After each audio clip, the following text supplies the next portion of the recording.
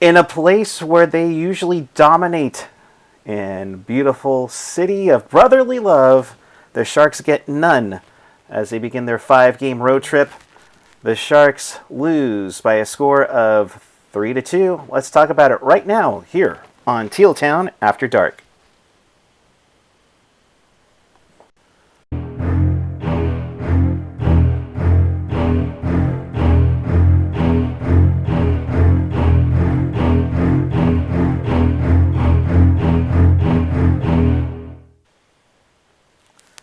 Good evening, everyone. It is March 12th, 2024. The San Jose Sharks lose 3-2 to the Philadelphia Flyers, and we welcome you to this edition of Teal Town After Dark, your live interactive Sharks postgame. We do this after every game, so if you want to be part of the show, here's how you do it. Chat with us and fellow hockey fans all over the world and in Sharks territory on the YouTube page or the app.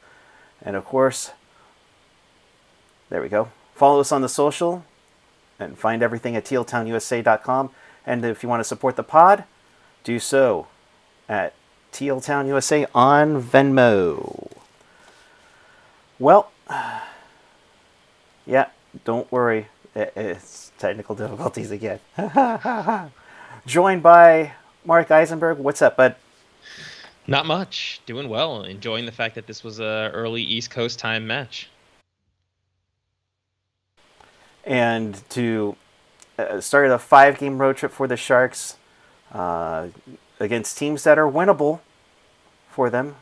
So yeah, I mean the Flyers are up in the standings, but you know I feel like they're kind of a surprise this year, being that high up in the standings. So definitely a game that I thought was winnable for the Sharks. But yeah, we'll see what this post-deadline team is made of on the road trip. Yep.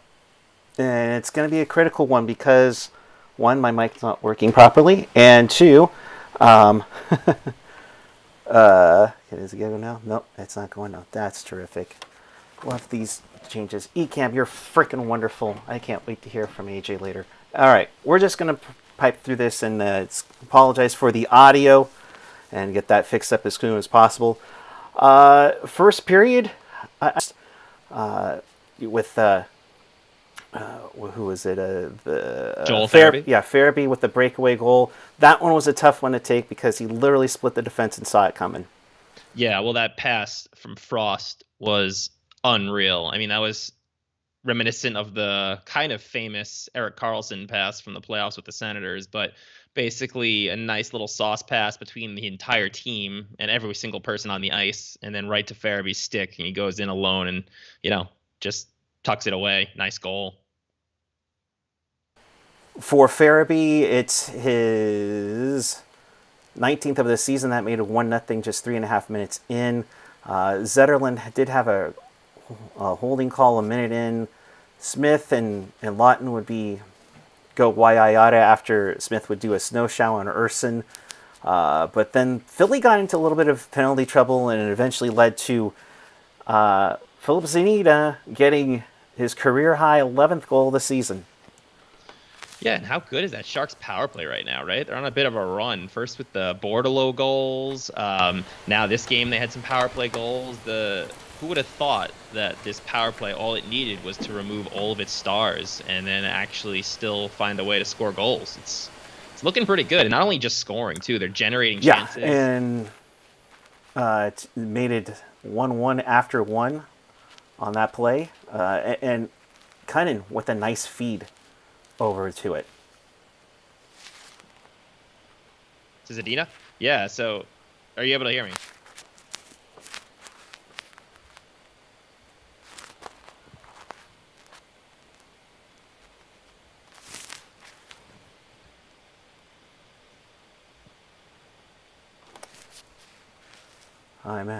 Wow, this is just having a tough time hearing you, dude. Give me a moment here. I don't know what the heck just happened. Can you hear me? Yeah. I can hear you now. For some reason, okay. Yeah. I don't know if you could hear me before, but yeah, no. The power play has just been firing on all cylinders. Oh, it's been looking good. Yeah, I mean, it's just been really nice and everything to set up. and feeding it over made it 1-1 after one. And again, the second period, and Chrona, let's talk about him. 39 saves in the loss, and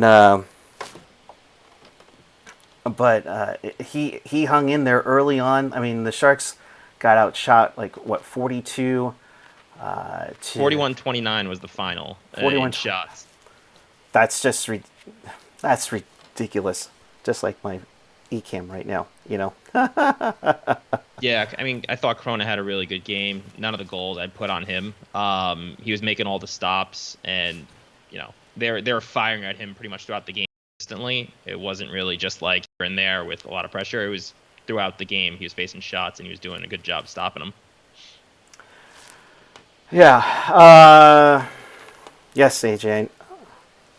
I know, AJ. Wrong mic active, Eric. Yes, I know. Unfortunately, eCam's not letting the Scarlet go through for some bleeping reason. We shall fire on from here because, only these issues happen with me. Right, AJ? But you definitely would go. You have Bordelot taking a hooking call. A lot of penalties in this one, which, typical Philly does crazy things like that. But, the Sharks would call for a hella dudes on the frozen pond. That's for you, Shalana Goldman. And it feeds to Frost from Konechny and York to make it 2-1 Philly. And then Philly would get 2 more penalties, kind of setting up a 5-on-3. Eventually leads to Zadina getting a second of the game with a nice pass. Again, this is not a recording from Kunin.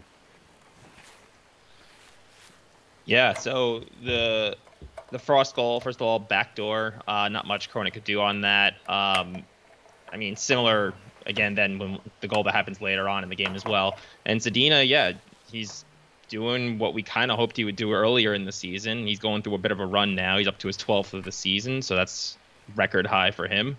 But that depth scoring, it's coming in handy, and he's also looking good on the power play. So, and Costin gets another assist as well. His first as a Shark. Yep. His first point as a Shark to make it 2-2. They're hanging in there with the Philly, who's been, one, they don't have Tortorella in the lineup. They're missing 3 key defensemen with Sealer, Drysdale, and Ristolainen out. And, just is not been, hasn't exactly been the best in the world. But granted, they are hanging on to that third Metro spot in the East. Third period, the Flyers would get a nice goal. It's kind of similar to what the Sharks ended up having for both of their goals, where they catch the whole team puck watching on one end of the ice. Tippett comes in the back end to give them the game winner goal. Yeah, it's another great pass on that goal from Konechny, right across the crease and straight onto Tippett's stick. And you could see even the way he was celebrating. He knew it was all Konechny who kind of created that play. Right. So another easy goal for them to score. Not much Chrona could do about that. No, but again, Chrona had a fantastic night. 30. Last check, it was 39 saves. You said they took off 1 shot, so they finished up at 41. So I guess we're giving them 38 saves on the night. Yeah, 38 of 41 now. So for 927 save percentage. Thank you, NHL.com, for changing it at the last minute, just like everything else on this evening. Oh, yay, great, wonderful. Get that updated here. So the Sharks, the max points that they can get now is 75, which is currently what's held by the Vegas Golden Knights. They have more wins, obviously, so this puts a wrap on the Sharks' chances at a playoff spot. I know all of you were clinging on to that so much. Yeah, so now we can finally focus on the draft lottery, right? We've only been paying attention to the playoffs to this date. Right. It's 39 points with 18 left, 36, that's 75. Vegas, currently holds that last spot at 75, and they have 34 wins. So, to me, they're toast. Blackhawks lead 3-2. That is a wonderful thing. Wonderful, wonderful Good thing. news. Good news. Yes, keep it going, Chicago. Keep it going. You know what you need to do. You know what you need to do. So, Sharks still have that one game in hand. They'll probably get to two after the Chicago game goes final on this one. But overall, what did you think of on the night? You know, of course, it was built up with Bordelot and Eklund, and a bunch of potential in there with the kids, kind of giving promise on Saturday night in that win against Ottawa. Yeah, I thought this was a good game. I mean, any game that has 70 shots on goal, you got it. It's an entertaining game, right? Right. Play was going both ways.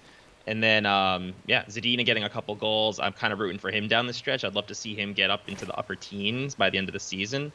And then got a good look at Klim Kostin, who I thought played pretty well. I liked some of his movement. I liked his possession with the puck, and he made some really nice passes, especially on the goal that they scored. So overall, I thought it was an enjoyable game. I'm not upset about the result, obviously, because team tank. But yeah, I thought this is kind of exactly what I want down the stretch. Entertaining hockey, close games, but ultimately falling behind the Blackhawks. Please make it happen. Exactly. We need that extra 12%, right? Yeah, so the Sharks lose 3-2. Again, as I'm saying here, 18 wins would get to, if they were to go on a run, win 18 in a row, that will get them to where Vegas is at right now with 34 wins. That's practically not possible. So for the fifth straight year, the Sharks are eliminated from the Stanley Cup playoffs. Just a tough pill to swallow, Aaron Jack saying they'd be untankable if not for Bedard. Among other things, of course. Yeah, if he didn't get injured, I wonder where they'd be in comparison with the Sharks. He did miss, what was it? I think 4, 5, 6 weeks. Yeah. So if he didn't miss all of that time, which I think really only amounted to like 8, 9, or 10 games like that, because it kind of also fell over the break. But even so, we think maybe they get a couple more wins out of that, and they're a few points ahead of the Sharks right now instead of being pretty much neck and neck. And you would. I don't know. Chicago is pretty bad, but at the same time, it's like, ooh, just let's put it this way: March 17th against Chicago should be quite interesting. So, yeah, that could go a long way in determining the final standings. Because I don't think we really have a chance of catching anyone else at this point, because there's like a 10 or 12 point gap between us and the Ducks. Yeah. So I think we're pretty safe with just the top two, 1 and 2, obviously not including the lottery, but yeah, it's just us in Chicago rest of the way, which is a lot different than last year when we were pretty much fighting with 4 or 5 teams for that bottom spot.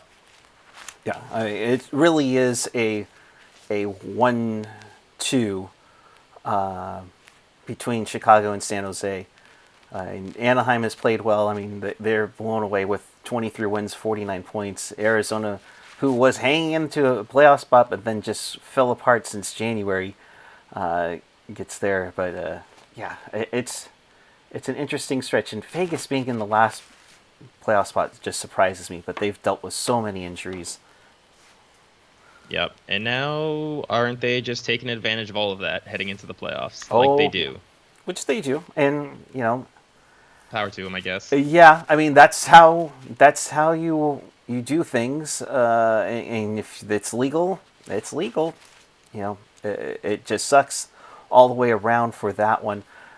So that closes the book on this game. But of course, as we see the future coming in, we see Eklund been here all year. Bordelot, and first time he hasn't scored since he's been recalled up from the Barracuda. How dare he? Shame on him. But there have been some developments lately with the prospects, not the least of which I know myself and Jules were excited for Quentin Musty's 6-point night the other night for Sudbury. What else you got, Mark? Edstrom, he got a goal and an assist the game after the Sharks traded for him, so nice little Sharks bump there. We got the Hockey East playoffs coming up, so it's a good time to start watching that. Those are where the games really matter for Will Smith. So I personally won't be cheering for BC because as a UMass person, I hate BC, but I want Will Smith to do very well. So I look forward to that. And also, it's a perfect opportunity to get a good view on Macklin Celebrini with BU. And pretty sure both of those teams will be in the probably the semifinal, if not the final, against each other. So there's just a clear gap in Hockey East this year between those two teams and the rest of the field. So what you're saying is you want Celebrini and Will Smith to have hat tricks, but UMass to steal the championship. I get it. I totally get it. It's unlikely. UMass is more middle of the pack this year, but yes, that would be ideal. But no, Will Smith's a big game player. So if anything we learn from the World Junior Championship, I expect him to have a really good Hockey East tournament and then NCAA tournament right after. It's going to be something special to see what they do in the NCAA. Was it Frozen Four? Who's going to come out there? I mean, nice to see that all develop into a nice, as you said, shark bump. Indeed, for that one. So it's something else to get excited for. You got all these prospects coming soon: Haltonen, Havlid, Cagnoni.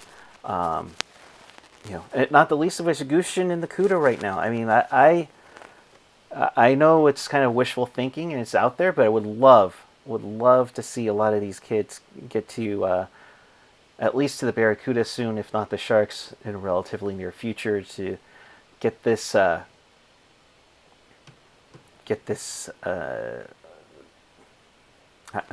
frazzled, the damn mic.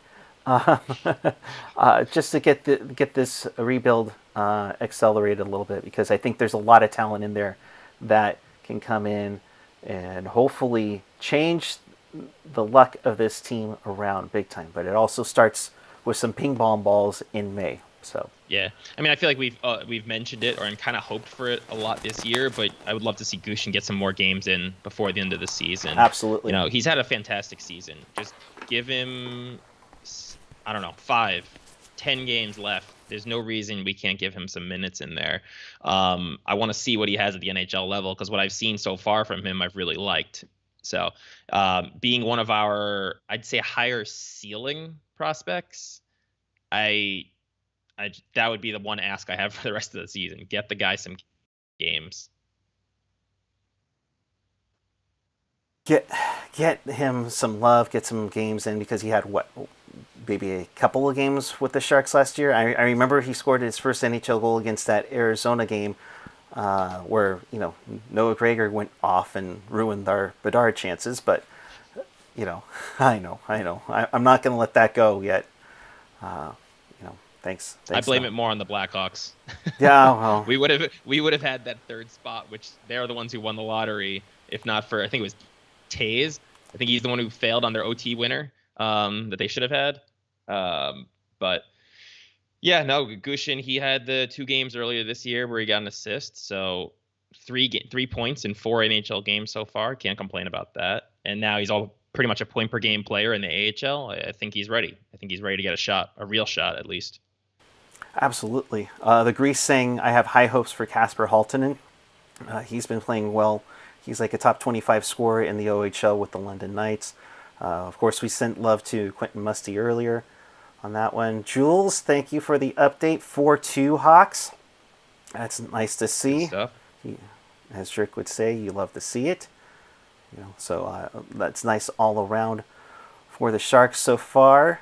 So it looks like they'll be eliminated from Stanley Cup playoff play and get to 32 as the Hawks are up 4-2 after 2 against the Anaheim Ducks, with Ryan Donato, former Shark, helping out with that one. That's nice. Appreciate it. Yes. Thank you very much. And Bedard getting his 20th of the season in that one.